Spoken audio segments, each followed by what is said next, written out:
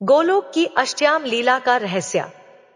मित्रों, आपने ब्रज की गोपियों के विषय में अवश्य सुना होगा, उनकी करुणा, उनका निष्कपट प्रेम और भगवान श्री कृष्ण के प्रति उनका पूर्ण आत्मसमर्पण।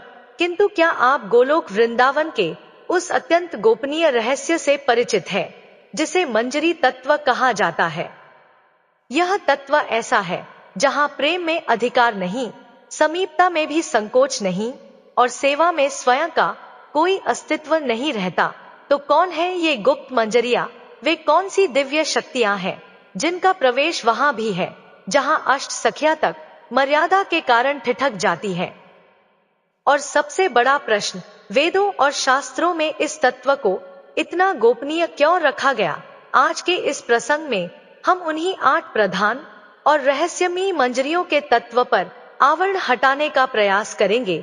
अतः इस चर्चा के अंत तक हमारे साथ बने रहिए। गौड़ीय वैष्णव सिद्धांत और रसिक संतों की वाणी के अनुसार आध्यात्मिक जगत गोलोक वृंदावन में श्री राधा कृष्ण की नित्य, अनंत और दिव्य लीलाएं अखंड रूप से प्रवाहित होती रहती है। इन लीलाओं में प्रवेश का सर्वोच्च और सर्वाधिक सूक्ष्म मार्ग सखी भाव अथवा उससे भी आगे बढ़कर मंजरी भाव माना गया है। मंजरी भाव वह स्थिति है जहां प्रेम में सुख की अपेक्षा नहीं होती, यहाँ तक कि स्वयं श्री कृष्ण से भी कोई व्यक्तिगत आनंद लेने की इच्छा नहीं रहती। इस भाव में केवल एक ही लक्ष्य होता है, श्री राधा रानी का सुख। इसी मंजरी भाव की अधिष्ठात्री देवी है श्री रूप मंजरी। वे केवल एक दिव्य पात्र नहीं है, अपितु प्रेम की उस पराकाष्ठा का साकार रूप है जहां मैं का पूर्ण लोप हो जाता है। समस्त मंजरियों में श्री रूप मंजरी को ही प्रधान और मुखिया के रूप में स्वीकार किया गया है। श्री रूप मंजरी तात्विक परिचय। गोलोक वृंदावन में श्री रूप मंजरी ललिता सखी के यौवन वर्ग की अत्यंत प्रिय और विश्वस्त सेविका है। यद्यपि वे ललिता सखी के अधीन रहकर सेवा करती हैं, किंतु समस्त अन्य मंजरियां जैसे रति मंजरी, लवंग मंजरी आदि अपने सेवा विधान और भाव मार्गदर्शन के लिए श्री रूप मंजरी पर ही आश्रित रहती हैं। उनकी सेवा में कहीं भी अधिकार का भाव नहीं, केवल आज्ञा पालन और भाव समर्पण है।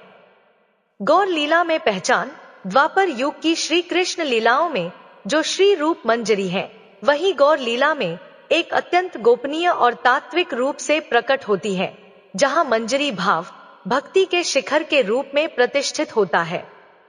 जन्म और आध्यात्मिक वंशावली। गोलोक वृंदावन के नित्य सिद्ध पार्षदों का भौतिक अर्थों में जन्म और मृत्यु नहीं होता। वे अनादि काल से अपनी दिव्य सत्ता में वहीं विद्यमान रहते हैं, किंतु साधकों के ध्यान, मानस सेवा और लीला रस के आस्वादन के लिए शास्त्रों में, विशेषतः श्री राधा कृष्ण गणोद्देश दीपिका में उनकी माता पिता तथा निवास स्थानों का वर्णन प्राप्त होता है। शास्त्रीय वर्णन के अनुसार श्री रूप मंजरी के पिता श्री रत्नभानु और माता श्रीमती वसंतिका है। उनका मुख्य निवास जावट यावत ग्राम बताया गया है, जो श्रीमती राधा रानी का ससुराल माना जाता है। राधा रानी की सेवा के निमित्त वे सदैव उन्हीं के समीप वहीं निवास करती हैं। श्री रूप मंजरी की नित्य आयु 13 वर्ष 6 माह मानी जाती है। वे नित्य किशोरी अवस्था में रहती हैं और आयु में श्रीमती राधा रानी तथा ललिता सखी से छोटी है। इसी कारण उन्हें मंजरी लघु पुष्प कलिका कहा जाता है। ध्यान शास्त्रों में श्री रूप मंजरी के अलौकिक सौंदर्य का वर्णन अत्यंत सूक्ष्मता से किया गया है, ताकि साधक अपनी मानस सेवा में उनका साक्षात भावात्मक दर्शन कर सके।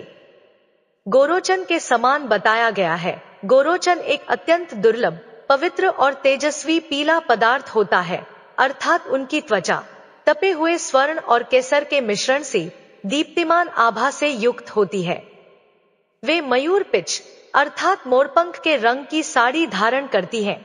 यह नीला हरित मिश्रित वर्ण श्री कृष्ण के प्रति उनके अनुराग का प्रतीक है और यही रंग श्रीमती राधा रानी को भी अत्यंत प्रिय है। वे अत्यंत सुकुमारी हैं। उनका मुखमंडल शरद पूर्णिमा के चंद्रमा के समान कांतिमय है और सदा मृदुल मुस्कान से सुशोभित रहता है। श्री रूप मंजरी का भाव भावोल्लास रति कहलाता है। यह प्रेम की एक विशिष्ट और अत्यंत सूक्ष्म अवस्था है। सामान्यतः ललिता और विशाखा जैसी सखियां श्री कृष्ण और श्री राधा दोनों से समान भाव से प्रेम करती हैं, किंतु मंजरियों का स्वभाव इससे भिन्न होता है। श्री रूप मंजरी का भावात्मक झुकाव श्री कृष्ण की अपेक्षा श्रीमती राधा रानी की ओर अधिक होता है। उनकी राधा निष्ठा इतनी प्रबल है कि यदि श्री कृष्ण श्री राधा रानी को तनिक भी कष्ट दे तो श्री रूप मंजरी श्री कृष्ण को भरना या डांटना करने में भी संकोच नहीं करती। वे श्री कृष्ण के साथ स्वतंत्र मिलन की कभी कामना नहीं करती। उनका संपूर्ण अस्तित्व केवल राधा सेवा में निमग्न रहता है। श्री रूप मंजरी का समस्त सुख केवल इसी में निहित है कि श्रीमती राधा रानी और श्री कृष्ण का पावन मिलन संपन्न हो और वे उस मिलन को दूर किसी रंध्र या झरोखे से निरपेक्ष भाव से निहारते हुए अंतरंग आनंद का अनुभव करें। उनकी अल्पायु, पूर्ण निष्कामता और विशुद्ध सेवा भाव के कारण रूप मंजरी तथा उनकी सहचरी मंजरियों को उन निकुंजों में भी प्रवेश का अधिकार है जहां ललिता और विशाखा जैसी अष्ट प्रधान सखियां भी मर्यादावश प्रवेश नहीं करती। जब युगल सरकार श्री राधा कृष्ण अत्यंत निभृत, गोपनीय एवं एकांत क्रीड़ा में प्रवृत्त होते हैं, तब वहां केवल रूप मंजरी जैसी निष्काम सेविकाओं का ही प्रवेश संभव होता है। यह प्रश्न स्वाभाविक है कि श्री रूप मंजरी गोलोक वृंदावन में किस प्रकार की सेवा करती हैं। उनकी सेवा को टहल सेवा कहा जाता है। उनकी प्रमुख सेवा तांबुल सेवा मानी गई है, किंतु इसके अतिरिक्त वे अनेक प्रकार की अत्यंत अंतरंग सेवाएं भी संपन्न करती हैं। प्रथम, तांबुल अर्पण। जब श्री राधा और श्री कृष्ण परस्पर मधुर वार्तालाप में लीन होते हैं, तब श्री रूप मंजरी अपने कर कमलों से सुसज्जित पान तांबुल उन्हें विनीत भाव से अर्पित करती हैं। द्वितीय, पाद संवाहन। जब युगल सरकार क्रीड़ा से थक जाते हैं, तब श्री रूप मंजरी अत्यंत कोमलता से उनके चरण कमलों का संवाहन करती हैं। तृतीय, अभिसार में सहायता। रात्रि के समय जब श्रीमती राधा रानी श्री कृष्ण से मिलने हेतु अभिसार करती हैं, तब मार्ग में कांटे, भय या दृष्टि दोष ना हो, इसकी पूर्ण व्यवस्था श्री रूप मंजरी ही करती हैं। वे राधा रानी का श्रृंगार करती हैं और उन्हें सुरक्षित रूप से निकुंज तक पहुंचाती हैं। चतुर्थ, दूती सेवा। कभी कभी लीला में यदि मान या रूठ ना हो तो वे श्री कृष्ण का संदेश श्रीमती राधा रानी तक और राधा रानी का संदेश श्री कृष्ण तक पहुंचाने का दायित्व भी निभाती है। पंचम, प्रेममय युद्ध लीला। जब श्री राधा और श्री कृष्ण के मध्य प्रेमपूर्ण वाक युद्ध, मधुर तकरार अथवा पुष्प युद्ध होता है, तब श्री रूप मंजरी सदैव श्रीमती राधा रानी के पक्ष में खड़ी होकर उन्हें विजय दिलाने का प्रयास करती हैं। यह प्रश्न भी उठता है कि समस्त मंजरियों में श्री रूप मंजरी को नेतृत्व क्यों प्राप्त है। इसका पहला कारण उनका सर्वोच्च समर्पण है। उनका भाव इतना गहन है कि वे श्रीमती राधा रानी के केवल एक संकेत मात्र से उनके हृदय की बात समझ जाती हैं। दूसरा कारण है ललिता सखी का विश्वास। श्री राधा रानी की प्रधान सखी ललिता जी श्री रूप मंजरी पर अत्यंत विश्वास करती हैं। वे कठिन और अनुशासनात्मक आदेश देती हैं और श्री रूप मंजरी अपनी कोमलता, विवेक और बुद्धिमत्ता से उन आदेशों का पूर्ण पालन करती हैं। यह भी तात्विक सत्य है कि श्री रूप मंजरी की कृपा के बिना किसी भी जीव को निकुंज सेवा अथवा राधा दास्य प्राप्त नहीं हो सकता। श्री रति मंजरी अष्ट मंजरियों में श्री रूप मंजरी के पश्चात यदि किसी का नाम सर्वाधिक आदर और निकटता से लिया जाता है तो वे हैं श्री रति मंजरी। वे समर्पण और निष्ठा की पराकाष्ठा का स्वरूप हैं। गौर लीला में श्री चैतन्य महाप्रभु की लीलाओं में वे श्री रघुनाथ दास गोस्वामी के रूप में जानी जाती हैं, जिन्हें प्रयोजन आचार्य का पद प्राप्त है। श्री रति मंजरी तात्विक परिचय एवं जन्म। श्री रति मंजरी श्री रूप मंजरी की सबसे निकटतम और अत्यंत विश्वासपात्र सखी है। उनकी निष्ठा श्री रूप मंजरी के चरणों में इतनी गहन है कि वे क्षण भर के लिए भी उनसे पृथक नहीं होती। शास्त्रीय वर्णन के अनुसार उनके पिता श्री वृषभानु हैं। यहाँ यह स्पष्ट किया जाता है कि ये श्रीमती राधा रानी के पिता नहीं अपितु अन्य गोप हैं। उनकी माता श्रीमती कलावती है। श्री रति मंजरी की नित्य आयु 13 वर्ष 2 माह मानी गई है। वे अत्यंत कोमल और सदा किशोरी अवस्था में स्थित रहती हैं। ध्यान शास्त्रों में श्री रति मंजरी के रूप का वर्णन बिजली की चमक के समान किया गया है। उनका शारीरिक वर्ण तड़ित आकाश में कौंधती हुई विद्युत अथवा पिघले हुए स्वर्ण के समान दैदीप्यमान बताया गया है। वे तारक खचित अर्थात तारों से जड़ा हुआ दिव्य परिधान धारण करती है। उनके वस्त्रों का रंग गहरा नीला होता है, जिस पर श्वेत बिंदु अंकित रहते हैं, मानो रात्रि के आकाश में तारे चमक रहे हों। श्री रति मंजरी स्वभाव से अत्यंत गंभीर, धैर्यशील और लज्जाशील है। वे अल्पभाषी हैं, किंतु उनकी दृष्टि सदैव सेवा में तत्पर और सजग रहती है। श्री रति मंजरी को पाद संवाहन, चरण सेवा और चामर सेवा का विशेष अधिकार प्राप्त है। प्रथम चरण सेवा, जब युगल सरकार श्री राधा कृष्ण लीला विलास के पश्चात निकुंज में विश्राम करते हैं, तब श्री रति मंजरी श्रीमती राधा रानी के चरण कमलों को अपनी गोद में रखकर अत्यंत कोमलता से सहलाती है। ऐसा कहा गया है कि उनके स्पर्श मात्र से राधा रानी की समस्त थकान दूर हो जाती है। द्वितीय चामर सेवा, वे रत्नष्टित चामर पंखा लेकर युगल सरकार को सौम्य रूप से हवा करती है। तृतीय गुप्त संकेत, जब श्री रूप मंजरी कोई अत्यंत गोपनीय संकेत प्रकट करती है, तो उसे पूर्ण रूप से समझने की क्षमता केवल श्री रति मंजरी में ही होती है।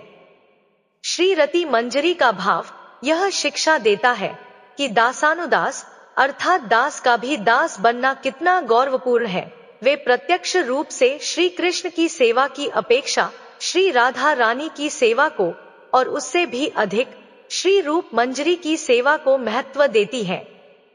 इसी कारण गौर लीला में श्री जो रति मंजरी रघुनाथ दास गोस्वामी स्वरूप माने जाते हैं, ने गोवर्धन में रहकर राधा कुंड की रेणु धूल में ही अपना संपूर्ण जीवन समर्पित कर दिया। श्री लवंग मंजरी सेवा की दिव्य सुगंध, अष्ट मंजरियों के क्रम में श्री लवंग मंजरी का स्थान अत्यंत विशिष्ट माना गया है। गौर लीला में उन्हें श्री सनातन गोस्वामी का स्वरूप माना जाता है। यद्यपि कुछ मतभेद भी मिलते हैं, किंतु रसिक वैष्णव परंपरा में यह मान्यता विशेष रूप से प्रचलित है। जिस प्रकार लौंग या लवंग भोजन में स्वाद और सुगंध की वृद्धि करती है, उसी प्रकार श्री लवंग मंजरी निकुंज लीलाओं में रस की वृद्धि करती है। श्री लवंग मंजरी के पिता श्री रत्नभानु और माता श्रीमती सीमंतनी है। उनकी नित्य आयु 13 वर्ष 6 माह मानी गई है। वे आयु में श्री रूप मंजरी के समान प्रतीत होती है। उनका निवास लवंग सुखद कुंज कहलाता है, जो सुवर्ण और लाल मणियों से निर्मित एक दिव्य कुंज है। उनका वर्ण विद्युत की चमक और चंपा पुष्प के संयोग के समान बताया गया है, अर्थात ऐसी आभा जो नेत्रों को चकाचौंध कर दे। वे मरकत वर्ण लाल भूरे रंग के वस्त्र धारण करती हैं, जिन पर सुंदर पुष्पाकृतियां अंकित रहती हैं। उनका स्वभाव अत्यंत उदार और रक्षक भाव से युक्त है।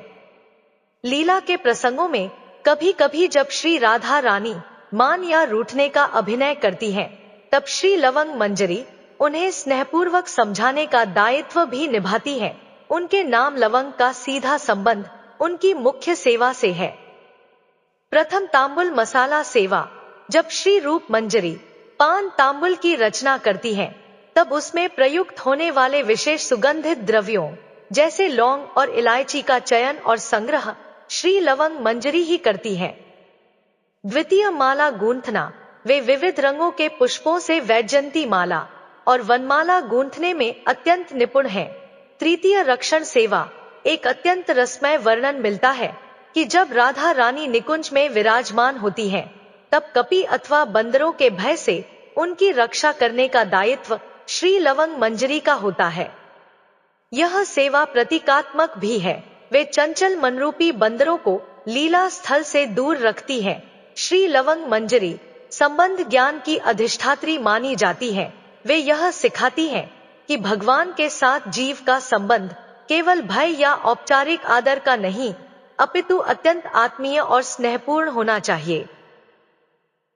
उनकी सेवा में एक विशेष सुगंध है, अर्थात वे जो भी करती हैं उससे संपूर्ण वातावरण आनंद और माधुर्य से भर जाता है। अष्ट मंजरियों में श्री रस मंजरी वह दिव्य पात्र है जो लीला में रस और आनंद के द्रव रूप का संचार करती है। गौर लीला में उन्हें श्री रघुनाथ भट्ट गोस्वामी का स्वरूप माना गया है, जो श्रीमद् भागवत की कथा और कीर्तन में सदैव लीन रहते थे। श्री रस मंजरी के पिता श्री नंदा हैं, जो श्री कृष्ण के पिता नंद बाबा से भिन्न एक अन्य गोप है। उनकी माता श्रीमती चंपकलता है।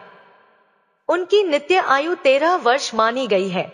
वे भी सदा नित्य किशोरी अवस्था में रहती हैं। उनका निवास रस सुखद कुंज है, जो विविध प्रकार की चित्रकारी और अलंकरण से सुसज्जित है। उनका वर्ण स्वर्ण चंपक के पुष्प, पीले चंपा फूल अथवा पूर्ण विकसित श्वेत कमल के समान बताया गया है। उनकी कांति स्निग्धा, कोमल और शीतल है। वे मयूर कंठ अर्थात मोर की गर्दन जैसे नील हरित मिश्रित रंग के वस्त्र धारण करती है। यह रंग श्री कृष्ण को अत्यंत प्रिय है। श्री रस मंजरी स्वभाव से अत्यंत कलात्मक और मृदुभाषी है। उनकी वाणी में कोयल जैसी मधुरता है। श्री रस मंजरी का मुख्य कार्य निकुंज को कलात्मक रूप से सजाना और संदेश वहन करना है। प्रथम चित्रकारी सेवा। वे श्री राधा रानी और श्री कृष्ण की लीलाओं के अत्यंत सुंदर चित्र बनाती हैं तथा निकुंज की दीवारों पर अल्पना और रंगोली सजाती हैं। द्वितीय दूती कार्य। जब नायक श्री कृष्ण और नायिका श्रीमती राधा रानी एक दूसरे से दूर होते हैं, तब उनके मध्य प्रेम पत्रों का आदान प्रदान श्री रस मंजरी ही करती हैं। वे पत्रों में ऐसे रसीले शब्दों का प्रयोग करती हैं कि पाठ करने मात्र से विरह की पीड़ा शांत हो जाती है। तृतीय श्रृंगार सेवा। वे श्रीमती राधा रानी के केश विन्यास, बाल संवारने और कस्तूरी बिंदी लगाने में अत्यंत निपुण हैं। श्री रस मंजरी का जीवन श्रवण और कीर्तन का आदर्श रूप है। जिस प्रकार श्री रघुनाथ भट्ट गोस्वामी सदैव श्रीमद् भागवत का पाठ करते रहते थे, उसी प्रकार गोलोक में श्री रस मंजरी निरंतर श्रीमती राधा रानी के गुणों का गान करती रहती है। वे यह शिक्षा देती हैं कि भगवान की सेवा केवल शारीरिक कर्म से नहीं, अपितु कला, भाव और सौंदर्य बोध के माध्यम से भी की जा सकती है। अष्ट मंजरियों में 5वां स्थान श्री गुण मंजरी को प्राप्त है। जैसा उनका नाम है, वैसे ही वे अनेक दिव्य गुणों से संपन्न है। गौर लीला में उन्हें श्री गोपाल भट्ट गोस्वामी का स्वरूप माना गया है, जिन्होंने वैष्णव सदाचार और अर्चना पद्धति की स्थापना की। श्री रूप मंजरी के युवा समूह की अत्यंत निष्ठावान सेविका हैं। वे स्वभाव से अत्यंत शांत और गंभीर हैं। उनका निवास गुण सुखद कुंज है, जो राधा कुंड के ईशान कोण अर्थात उत्तर पूर्व दिशा में स्थित है। यह कुंज नीलम मणियों से निर्मित है और इसमें नीले कमल खिले रहते हैं। उनकी नित्य आयु 13 वर्ष 1 माह मानी गई है। वे भी नित्य किशोरी अवस्था में रहती हैं। ध्यान शास्त्रों में उनके रूप का वर्णन बिजली की चमक के समान किया गया है। उनका शारीरिक वर्ण आकाश में चमकती दामिनी विद्युत के समान उज्ज्वल है, जिसमें पीत और श्वेत का मधुर मिश्रण दिखाई देता है। उनकी कांति से संपूर्ण निकुंज प्रकाशमान हो उठता है। वे जपा कुसुम अर्थात गुड़हल के फूल के समान लाल वर्ण की साड़ी धारण करती हैं। बिजली जैसे तेजस्वी शरीर पर लाल वस्त्र अत्यंत शोभायमान प्रतीत होता है। श्री गुण मंजरी मृदुभाषी हैं और किसी की निंदा सुन नहीं सकती। उनका हृदय मक्खन के समान अत्यंत कोमल है। उनकी मुख्य सेवा जल सेवा और शाया सेवा है। श्री गुण मंजरी की सेवाएं। जल सेवा। जब श्री राधा और श्री कृष्ण रासलीला अथवा वन विहार से थक जाते हैं, तब शीतल और सुगंधित जल का प्रबंध श्री गुण मंजरी करती हैं। वे यमुना जी से स्वर्ण कलश में जल लाती हैं और उसे कपूर तथा गुलाब से सुगंधित करती हैं। शय्या रचना। निकुंज में फूलों की सेज सजाने में वे अत्यंत निपुण हैं।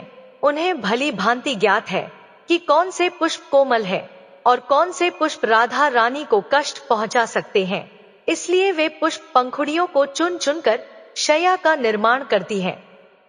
ग्रीष्म काल में वे शीतल पवन का संचार करती हैं और युगल सरकार को सुख प्रदान करती हैं। श्री गुण मंजरी का जीवन, नियम, मर्यादा और पवित्रता का आदर्श है। जिस प्रकार श्री गोपाल भट्ट गोस्वामी ने हरि भक्ति विलास ग्रंथ द्वारा वैष्णवों को जीवन व्यवस्था का मार्ग दिखाया, उसी प्रकार श्री गुण मंजरी यह सिखाती है कि सेवा में पवित्रता और स्वच्छता कितनी आवश्यक है। अपवित्र मन के साथ निकुंज में प्रवेश संभव नहीं है। अष्ट मंजरियों में छठा स्थान श्री मंजुलाली मंजरी को प्राप्त है, जिन्हें लीला मंजरी भी कहा जाता है। गौर लीला में उन्हें श्री लोकनाथ गोस्वामी का स्वरूप माना जाता है, जो अत्यंत विरक्त और मान प्रतिष्ठा से दूर रहने वाले महापुरुष थे। श्री मंजुलाली मंजरी श्री रूप मंजरी की अत्यंत प्रिय और आज्ञाकारी सखी है। उनका स्वभाव अत्यंत संकोची है। वे प्रचार या प्रदर्शन में विश्वास नहीं रखती, अपितु निभृत एकांत सेवा में ही लीन रहती हैं। उनका निवास लीला सुखद कुंज है, जो मूंगा और माणिक्य से निर्मित है। उस कुंज की आभा लालिमा से युक्त रहती है। उनकी नित्य आयु 13 वर्ष 6 माह 6 दिन मानी गई है। उनका शारीरिक वर्ण तप्त कांचन अर्थात पिघले हुए स्वर्ण के समान है। उनकी त्वचा से सुनहरी आभा प्रस्फुटित होती है, जो श्रीमती राधा रानी के गौर वर्ण से सामंजस्य रखती है। वे पाखोराज अर्थात मोरपंखी रंग के वस्त्र धारण करती हैं।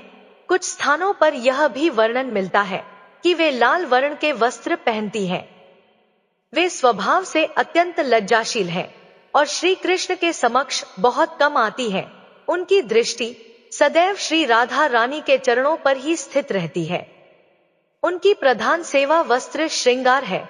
श्री राधा रानी के लिए सुंदर लहंगा, चोली और ओढ़नी का चयन करना, उन्हें धारण कराना और व्यवस्थित करना इनका कार्य है। वे वस्त्रों पर स्वर्ण तारों से अद्भुत कसीदाकारी करती हैं।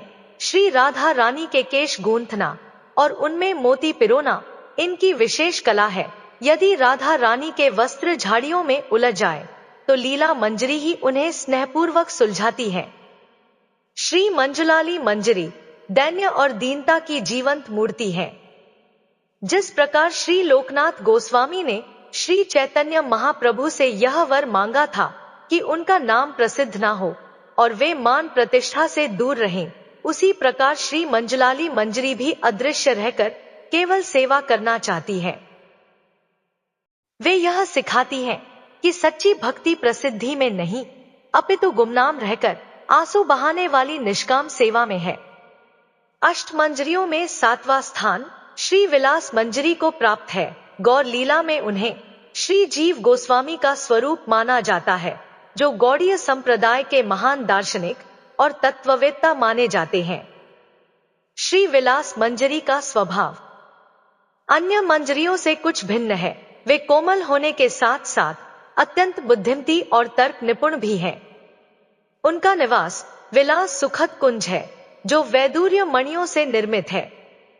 उनकी नित्य आयु 12 वर्ष 11 माह 26 दिन मानी गई है। वे मंजरियों में आयु में सबसे छोटी प्रतीत होती है, किंतु ज्ञान में अत्यंत प्रौढ़ है। उनका वर्ण स्वर्ण केतकी पुष्प के समान है, एक दुर्लभ पीत वर्ण जिसमें विशेष दीप्ति होती है। वे इंद्रनील अर्थात नीलम मणि के समान गहरे नीले रंग की साड़ी धारण करती हैं। पीत वर्ण के शरीर पर नीला वस्त्र ऐसा प्रतीत होता है मानो स्वर्णलता पर नीले भौंवरे विराजमान हो। वे स्वभाव से अत्यंत रसिक और चतुर हैं। श्री राधा रानी के मनोभावों को समझने में वे अद्वितीय हैं। उनकी सेवा अत्यंत गोपनीय और अंतरंग मानी जाती है। श्री विलास मंजरी की एक विशेष सेवा अंजन काजल सेवा है। वे श्री राधा रानी और श्री कृष्ण के नेत्रों में काजल लगाती हैं। नेत्रों का श्रृंगार प्रेम की मौन भाषा है और विलास मंजरी उसी भाषा को सौंदर्य प्रदान करती है। दूसरी सेवा अंग मर्दन की है।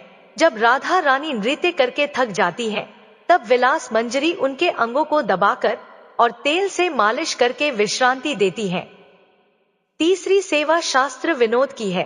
कभी कभी जब राधा कृष्ण परस्पर पहेलियां पूछते हैं या तात्विक चर्चा करते हैं, तब विलास मंजरी अपनी तीक्ष्ण बुद्धि से राधा रानी की सहायता करती हैं। श्री जीव गोस्वामी के स्वरूप के रूप में यह सिखाती हैं कि भक्ति केवल भावना नहीं, बल्कि ठोस सिद्धांत और गहन ज्ञान पर आधारित होती है। प्रेम और ज्ञान का सुंदर समन्वय ही विलास मंजरी का वास्तविक स्वरूप है। उनकी सेवा में स्थिरता और गंभीरता है। वे नेत्रों में लगाए काजल के समान है, जो स्वयं कम दिखाई देता है, परंतु नेत्रों की शोभा को बढ़ा देता है। अष्टमंजरियों में 8वां और अंतिम स्थान श्री कस्तूरी मंजरी का है, जिन्हें सुगंध और समर्पण की देवी कहा गया है। गौर लीला में इन्हें श्री कृष्णदास कविराज गोस्वामी का स्वरूप माना जाता है, जिन्होंने श्री चैतन्य चरितामृत जैसे महान ग्रंथ की रचना की। तात्विक रूप से ये अष्टमंजरियों के चक्र को पूर्ण करती हैं और श्री रूप मंजरी के दाएं हाथ के समान मानी जाती हैं। इनका निवास कस्तूरी सुखद कुंज है, जो पारदर्शी मणियों से निर्मित है। इनकी नित्य आयु 13 वर्ष है। दिव्य रूप एवं सौंदर्य में इनका वर्ण तप्त कांचन अर्थात शुद्ध सोने के समान है, जिसमें हल्की सिंदूरी आभा मिश्रित रहती है। ये क्रिस्टल के समान पारदर्शी या श्वेत वस्त्र धारण करती हैं, जिन पर सूक्ष्म चित्रकारी होती है। कुछ वर्णनों में इन्हें नीलांबर धारण किए हुए भी बताया गया है। स्वभाव से ये अत्यंत सौम्य, सहनशील और करुणामयी है। इनका हृदय दया से परिपूर्ण है। इनकी सेवाएं सुगंध और सौंदर्य प्रसाधन से संबंधित है। चंदन सेवा इनकी प्रधान सेवा है, जिसमें वे चंदन घिसकर युगल सरकार के मस्तक और अंगों पर लेप लगाती हैं। दूसरी सेवा तिलक रचना की है, जिसमें वे राधा रानी के ललाट पर कस्तूरी, कुमकुम और चंदन से विशेष पत्रावली का निर्माण करती हैं। तीसरी सेवा वाद्य सेवा है। वे मृदंग तथा अन्य वाद्य यंत्रों का सुंदर वादन करती हैं और रास लीला के समय ताल प्रदान करती हैं। श्री कृष्णदास कविराज की भांति दैन्य और आत्मनिवेदन की पराकाष्ठा है। जैसे कृष्णदास कविराज ने स्वयं को अत्यंत अज्ञानी और नीच कहा, वैसे ही कस्तूरी मंजरी स्वयं को सबसे छोटा मानती है। वे चंदन के समान है, जो स्वयं घिसकर दूसरों को शीतलता और सुगंध प्रदान करता है। उनका जीवन पूर्ण आत्मसमर्पण का श्रेष्ठ उदाहरण है। मंजरी भाव का सार यह है कि अब आपने गोलोक की 8 प्रधान मंजरियों रति, लवंग, रस, गुण, मंजुलाली, विलास और कस्तूरी का परिचय प्राप्त कर लिया है। ये कोई पौराणिक या कल्पित पात्र नहीं, बल्कि उस चिन्मय लोक की शाश्वत सत्य सत्ता है, जहां पहुंचने के लिए बड़े बड़े योगी और देवता भी लालायित रहते हैं। इनके स्मरण मात्र से हृदय की कठोरता पिघलने लगती है। इनके चरणों में यही प्रार्थना करनी चाहिए, हे सखियों, हम आपके योग्य नहीं हैं, फिर भी आप करुणा की सागर हैं। हमें अपने कुंज के किसी कोने में झाड़ू लगाने की सेवा ही प्रदान कर दीजिए, जिससे हम राधा रानी के चरणों की उड़ती हुई धूल को अपने मस्तक पर धारण कर सकें। यही जीवन की पूर्णता है। प्रिय श्रोताओं, यदि यह जानकारी आपको प्रिय लगी हो और आपको लगे कि इससे किसी और का भी लाभ हो सकता है, तो कृपया वीडियो को लाइक करें, चैनल को सब्सक्राइब करें, इसे अपने मित्रों एवं परिवार के साथ शेयर करें और कमेंट में अवश्य लिखें, राधे राधे।